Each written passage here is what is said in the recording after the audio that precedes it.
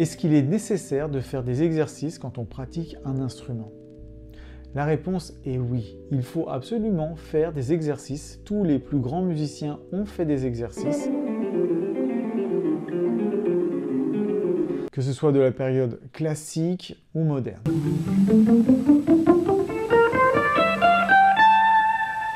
L'exercice permet non seulement de progresser en repoussant ses limites physiques, mais aussi de s'échauffer avant de commencer à jouer pour ne pas se blesser. Je rappelle que les blessures que l'on se fait en jouant restent malheureusement à vie. Une tendinite ne part jamais réellement. Elle finira toujours par revenir. Un moment d'inattention et paf. Donc pour éviter d'avoir des tendinites, on s'échauffe. On s'échauffe avec des exercices. Alors les guitaristes souvent font cet exercice 1, 2, 3, 4. Comme il y a 4 notes par corde, ça permet de faire que de l'aller-retour, bas, haut, bas, haut.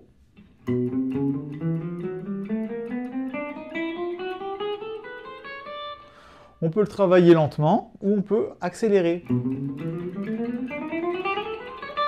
Il est bien, il est pas mal, mais on va voir dans cette vidéo qu'il y a beaucoup d'autres variantes. On ne va pas toutes les faire, le but n'est pas de nous noyer d'exercices et de nous démotiver, mais juste de nous montrer un petit peu d'autres alternatives qui vont nous permettre de varier nos exercices et de ce fait de muscler notre main de manière plus efficace. Parce que je rappelle que le doigt 1 et 2 sont eux très puissants, mais le doigt 3 et 4 ont tendance à être faibles. Et en fonction de comment on les utilise, avec le 1 ou avec le 2. On va varier avec une formule qui fait 1, 3, 2, 4.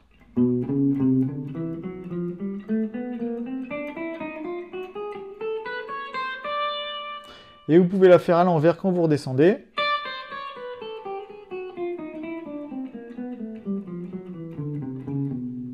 Ok. Ensuite, on peut faire la même chose mais à l'envers. 4, 2, 3, 1 pour monter.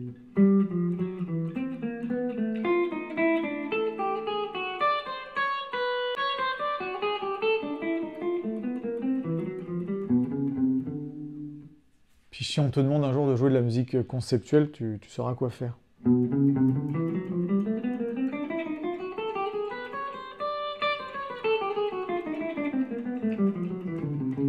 Et maintenant, la formule qui fait 1, 4, 2, 3.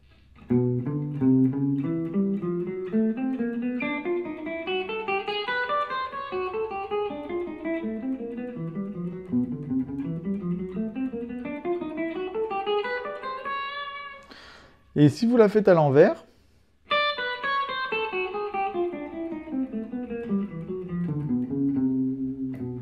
donc en plus c'est un bon exercice pour le cerveau. Et la formule suivante qui fait 3, 2, 4, 1.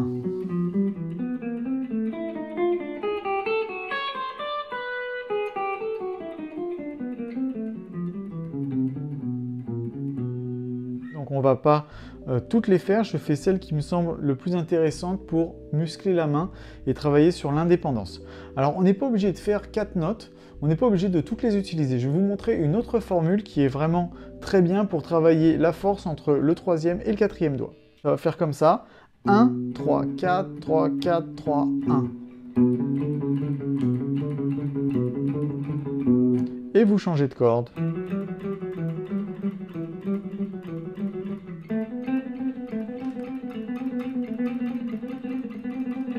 Alors celui-là, il est vraiment dur. Et après, quand vous vous sentez chaud, vous pouvez étendre et le faire plus loin.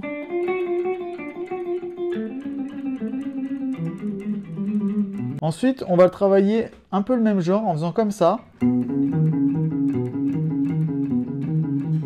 Mais cette fois, ça fait 1, 2, 4, 2, 4, 2, 4. 1, 2, 4, 2, 4, 2, 1, 2, 4, 2, 4, 2, 1, 2, 4, 2, 4, 2, 1.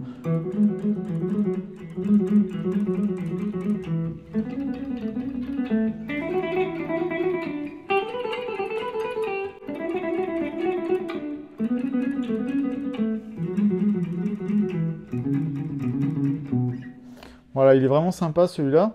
Ensuite, une autre formule qui combine plusieurs fois la même note, vous faites 1, 4, 1, 2, 3. 1, 4, 1, 2, 3, 1, 4, 1, 2, 3. Le même en extension comme ça.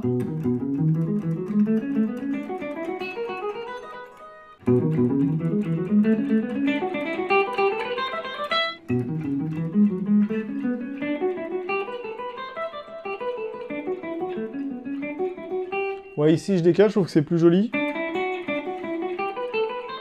que d'entendre ça. Je crois que c'est pas mal.